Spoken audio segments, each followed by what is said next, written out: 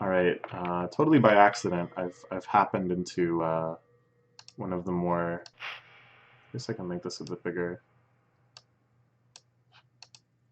Um, a little smaller. Yeah, there we go. That's fine. This is I guess I would call this like an end game area. Usually it's kind of hard to get to this general zone, but we had the urge, I guess, and we have the rain effect going, which is strange. I don't remember ever seeing that before. But here, this kind of feels like the most unbridled id territory. Oh, I remember a little Easter egg with this guy. So is this like a Buddha head that we came out of? So we can turn on the traffic light. No more. He stops chittering his jaw.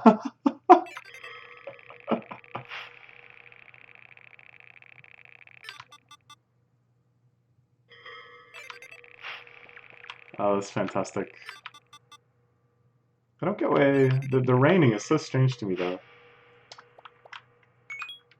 I've heard that so this isn't like the main region of the area that has this art style. I don't know if we can get to that region from here. It doesn't really look like it. So we just kind of got like a teaser of this area, and we saw the chittering jaw man. But I think this is the spot where apparently the absolute rarest event in the game can happen, which is this kind of balloon that just drifts past over top of the screen. And it's like extremely rare, and like only when people were starting to kind of data mine this game were they actually able to find it. So I guess we should just head back. I kind of feel like maybe there's not an easy way to get much further here. Unless these pylons have moved. No. So maybe we'll just wake up. So that's always something that you can do. By pressing something.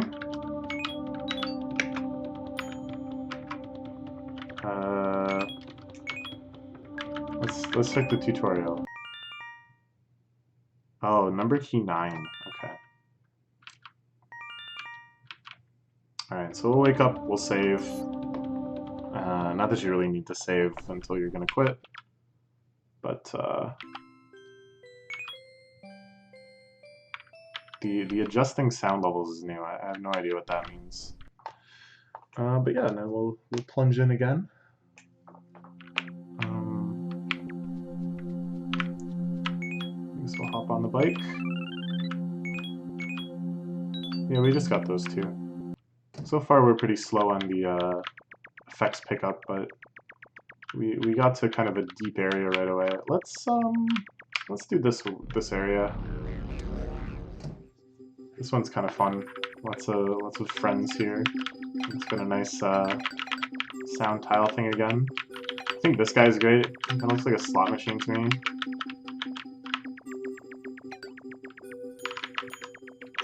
And I think there's a couple areas we can get to from here. I can remember there being like doors.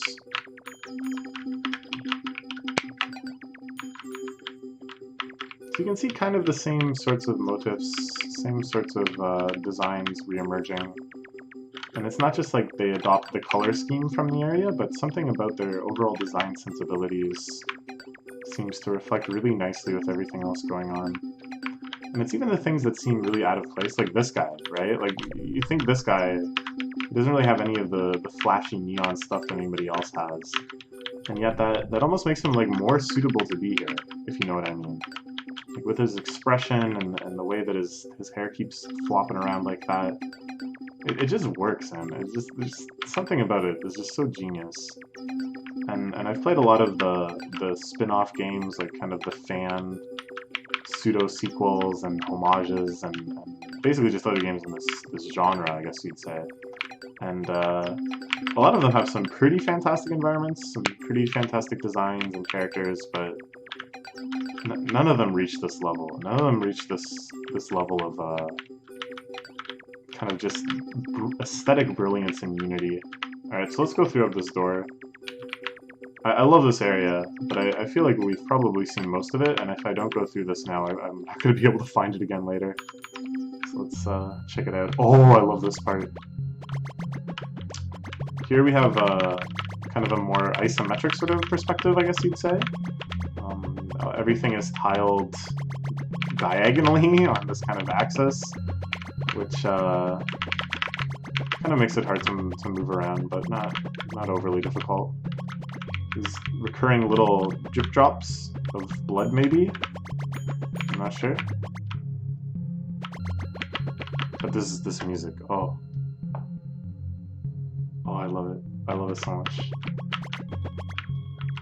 For a long time, my Facebook cover photo was fan art of this area. The purple pyramids, and these glowing tiles. So this takes me somewhere, I think maybe to Hell? Yes, so this is another very infamous area. This is the Hell Maze. This is another one that's like kind of deep and can take you quite deep into the kind of dream area. There's no way to get at this directly from the hub, of course. You have to find those little geometric warp buddies. And this area is super hard to navigate. It's just straight up a labyrinth. And I remember when this game first came out, and was first kind of causing a stir on V. Actually, it probably wasn't really when it first came out. It was just kind of, yeah, the first sort of wave of popularity.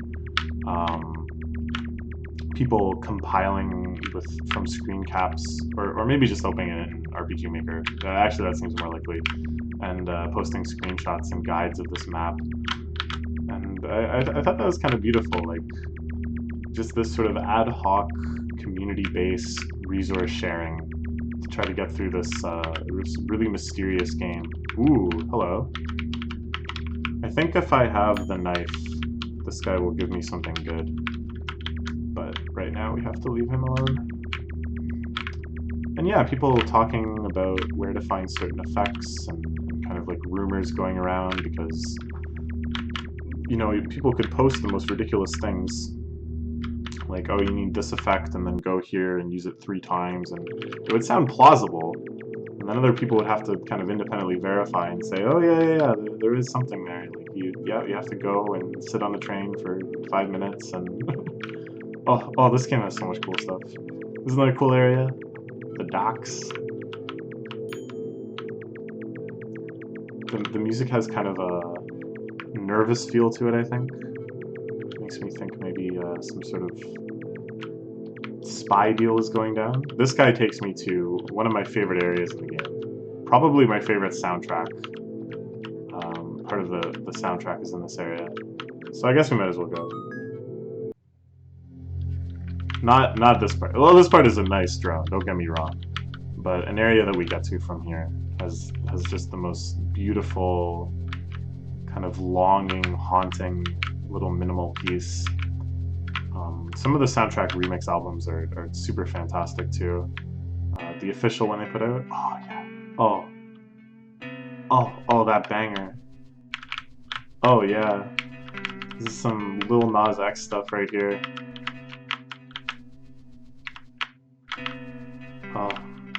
Oh yeah. Where can I get that horse stock effect? Where can I get that cowboy hat from Gucci? Oh, it's so good. And these kind of like terracotta houses, the power lines that aren't connected to anything. And these shades that just... these little melodies. Each of them has a little different melody. I love it. I love it so much. Just 3 notes. I guess some of them are the same. Oh, it's so good. So if you've spent a bit of time using RPG Maker, oh sweet, we got into the 8-bit world. Oh, this is so cool. Oh, I'm so glad that I can show people so many cool areas of the game so quickly, totally incidentally. So this song already, huge bang. You already know what I'm gonna say. This sort of music is just, it feels like it's like already there within me. Like before I even heard it. The overworld, banger for sure. But just the fact that it has this whole 8-bit world within its 60 or 16-bit world, I think is so cool. Kind of a payoff for the Nasu game in your bedroom. This love of old school gaming that we know she has. That Famicom-esque cartridge.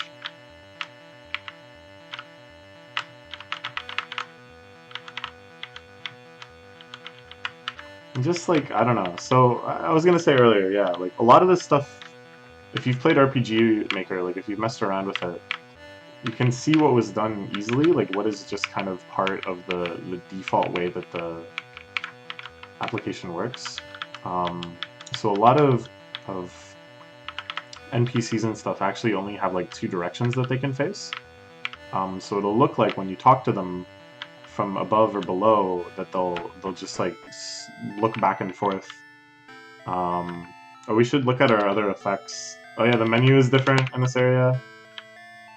This gives you a hint as to how many effects there are. There's this many. So we got a long way to go. It kind of sucks. It would be nice to get to the 8-bit area when we had more effects.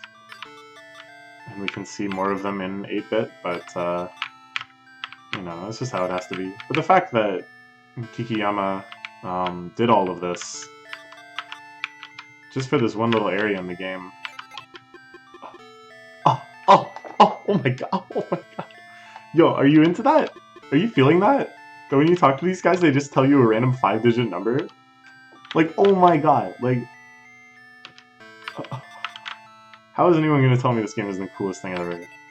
That's so beautiful. Like, Like, it has... Okay... It might just sound like I'm being ironic, or that I'm just rambling at this point.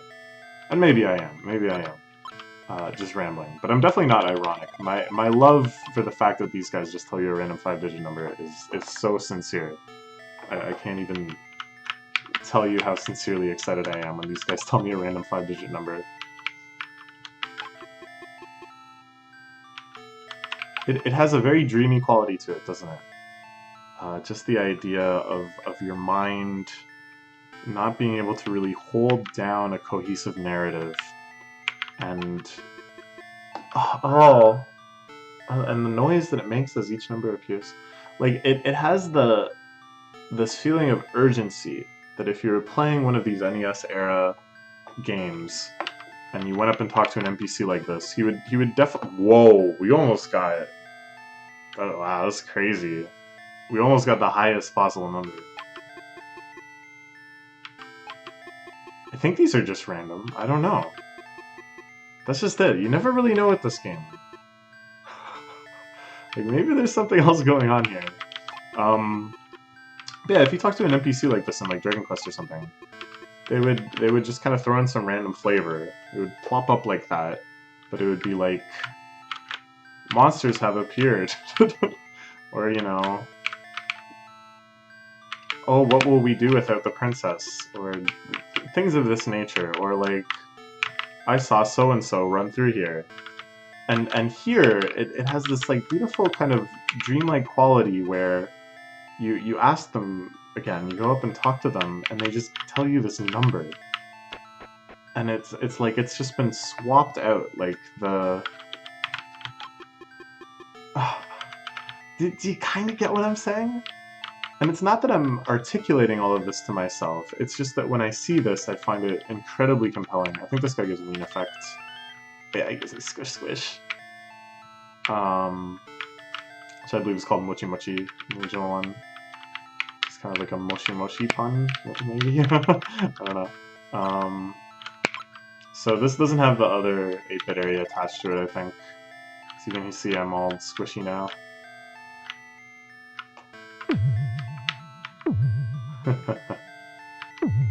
I like the ones where the effect, you don't have to stop moving to use it, but, you know, it's pretty cool. But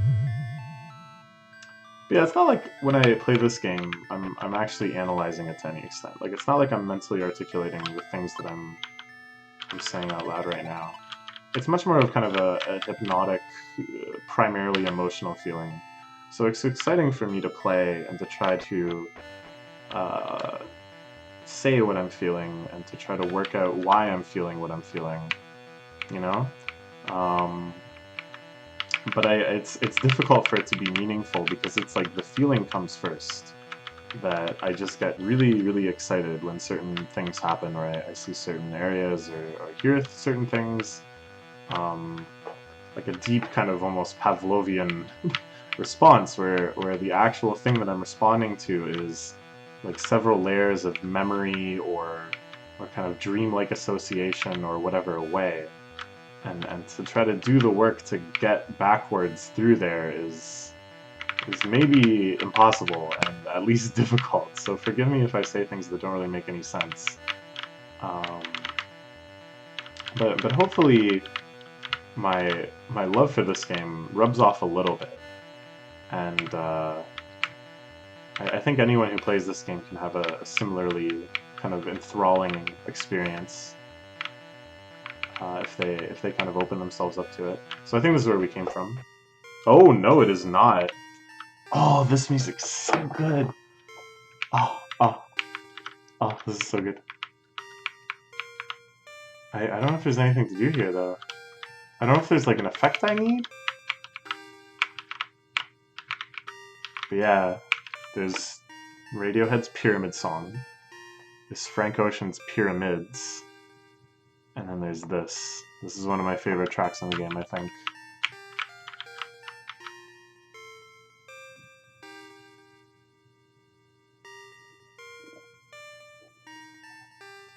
Oh, okay, so I can explain a little bit why I like this so much. I really like pieces where you hear there's two parts that move in total unison at first. The first four bars. Dun, dun, dun, dun. It's actually in three, sorry. So the first one, two, three, the high and low voice do the exact same thing. And then the high voice does that whole additional little melody on kind of a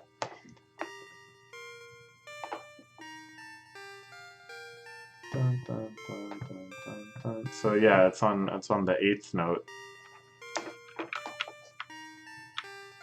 And then they sync up. I don't know, something about that. I really like that sort of compositional thing. It feels like it reflects like a very deep pattern of thinking. If not thinking of just sort of emotional experience maybe, or a perception. I don't know. Alright, we'll end the episode in this area. The wonderful Yume Nikki Pyramid Song. And then we'll check out where we're going to go from here.